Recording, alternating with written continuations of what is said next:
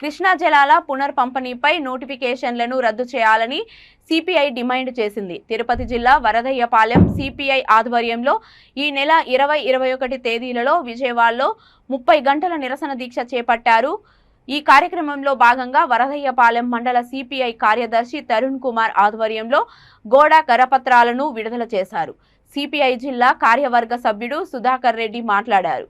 భావితరాల భవిష్యత్తు పోరాటానికి కదులుదాం రండి అంటూ నినాదించారు.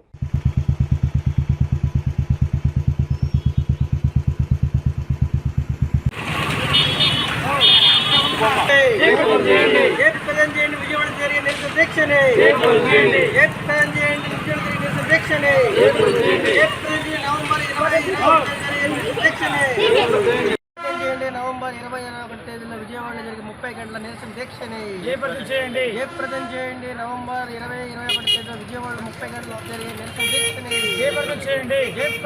నిరసన దీక్షని నీళ్ళే సంస్కృతి, నీళ్ళే చరిత్ర, నీళ్ళే సంస్కృతి, నీళ్ళే చరిత్ర. కరువు, వలస, ఆత్మహత్య విముక్తికై నిధులు విభజన సాధ్య లక్ష్యంగా విజయవాడలో జరిగే ఈ నెల 20, 21 తేదీన 30 గంటల నిరసన దీక్షని జయప్రదం చేయాలని చెప్పేసి వరదయ్యపాలెం మండలంలో పోస్టర్ చేయడం జరిగింది. దీనికి పెద్ద ఎత్తున ఇక్కడి తరలి నుంచి వెళ్ళి మనకు నీళ్ళ సంస్కృతి, నీళ్ళ చరిత్రగా 30 గంటల దీక్షను జయప్రదం చేయాలని చెప్పేసి నేను డిమాండ్ చేస్తున్నాను.